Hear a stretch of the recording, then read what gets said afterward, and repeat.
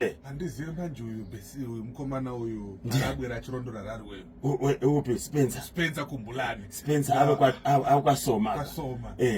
But ndiyana anobhadhara manje soma namtoro.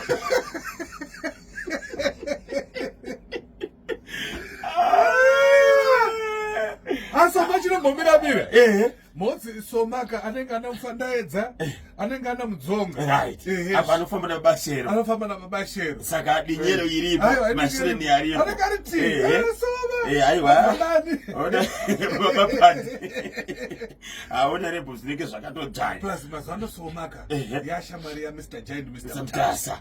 Saka surunyendi dwe. Surunyendi dwe. Yashamari ya Mr. Giant Mr. Mtasa.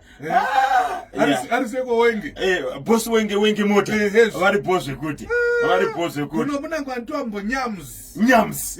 Ari kupiko. Nyams ari pachikwana. Pachikwana. Watarisa Mr. Eben Toys. Mr. Eben Toys. Good. Nyams paside. Paside. Sendisika muziva. Aripo. Abhadhara mutero Nyams. Nyams. Nyams unobhadhara mutero ere sendisika kuziva Nyams. Nyams akaombera Nyams. Akangofanana naka.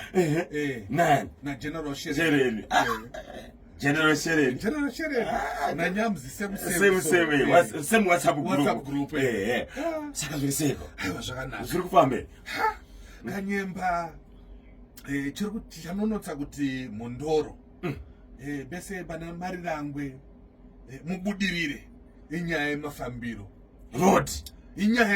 road unozva nzvimbo iri padhuze neHarare inofanira kunge yakadevelopa zvakaitwa naDema uchienda kwana na New Parliament kwana na kunonzi Mount Upton. Yes. Kana mana Mazoho uchienda kana kwese kwana na Masvingo Road uchidaiso urikona kuri kuvakwa dzimba. Yes. Asi pane nzvimbo isiri kuitika madhiri ndeipiko uchitena road dzese dzinotena kuenda kuMondoro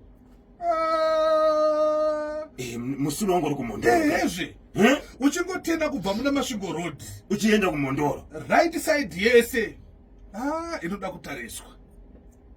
Yakaita sei road yacho? Kuri benjira Kanyemba. Kuri benjira pa 52 vanhu vakutotena before uchangobva apa nemombe dzemukaka apa. Pane imwe dust road iripo ipapo yakutoshandiswa nevanhu. Ndo yakushandiswa nevanhu. Ku 52 hakuchashanda zvekudaro. Kana kuenda kuMondoro ngezi. Kubva ipo pakanzi pa Bridge Road. Kusvika kuMondoro. Makilometers mangani? Anosvika 108. 108. Saka ese 108 akashata. Uri mudust it's around 50 something kilometers. Alright. Uri mudust. 50 something. Saka mashoko auda kudza Honorable Minister Advocate Felix Monandi yakuti kudini? Dai pare zvino budget ichikwanisira zvayo. Yes. Mumbotarisa migwagwa inopinda muMondoro. Mashiwese. Yes. Ida kugadziriswa. Apa pakaimbwa na Simon Chimbetu Marirangwe.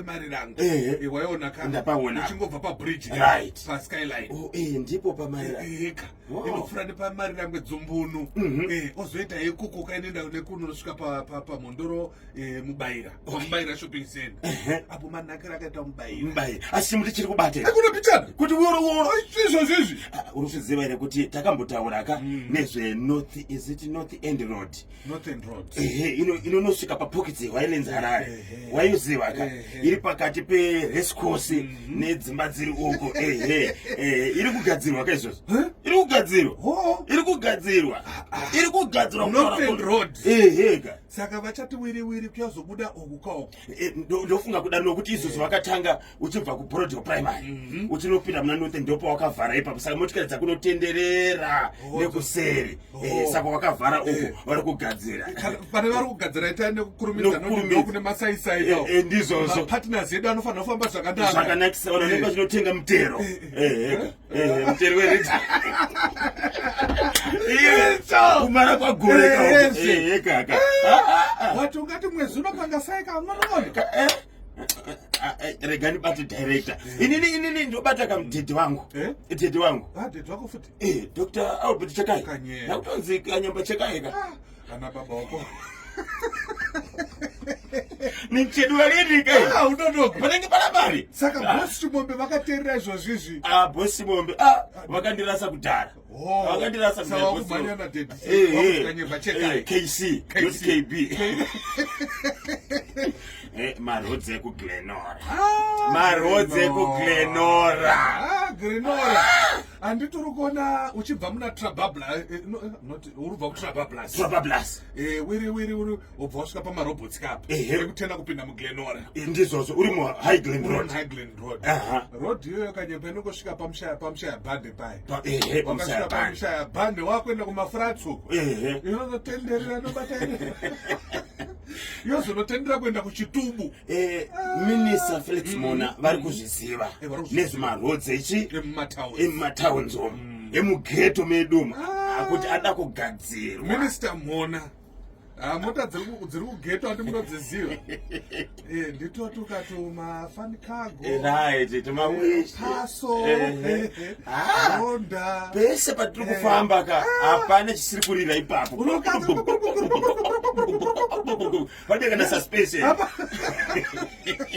nenge kudiyeka kwaita road inobva muna Willowville inopfuura nepa machipisa ichinovata Glenora B ndiri kuiona kanyemba iyo yangofanana na Willowville Road yes yangofanana Willowville Road pamarobots paroperera road iri kubva trabablas Highland pekutenga pamapuranga yes unonosvika pakuwadzana yakufuna kukonzerwa checha saka pane dzemuglenora budiriro Glenview ineto mfakose usazosiya kambuzuma especially kusection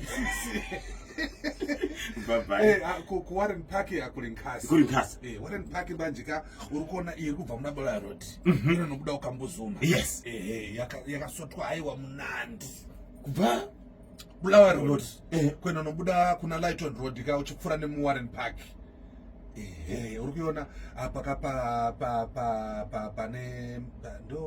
pane museum ndapaona wakumarinda yes kusvikako kuna Lighton rakwanziwa bwino haikona mbichano chavakawanza imomo ayo zvakanaka unoziva vakomana vacho kana vakumhanya asi pane road ida attention inobva paroundabout Warren Park D inoti wiri chizoenda kunobuda ndiyo Court Comfort zviya chinobata kumberi uko chinopinda muna Highland pane railway crossing good iyoyo yachereka especially pa Warren Park D pari pachereka kuna kukonzewa nditendera uka Minister Mona vakakasota road inobva pasangana ini ichinonopinda kukwadzana phase 3 ka good handitiri kuona siyadzwa rasekwa uko ichinonobuda kuna Bulawayo Road njira iri kanyemba yakagadzirwa zvarini patone time sekusina kuti paripoti sorry handiti somadla bafia ndinogara ikoko ndinofanira kuti paripoti kuti ndinenge yakagadzirwa yanga yacho ndokunofamba namadzibaba William Chapu ndokwamadzibaba William Chapu then pasangana ini kuenda kudzara Seko extension pakamera sei magwirigwiri ripoti yafika hanzi kudiko na Eva Joy wakati kafani nyowani nikanyowa mira nikafani kanyowani mari yacho ukaiona akana ni foni nyowani ukaiona upi mari iwe andiri kuona manager wako hana kana foni nyowani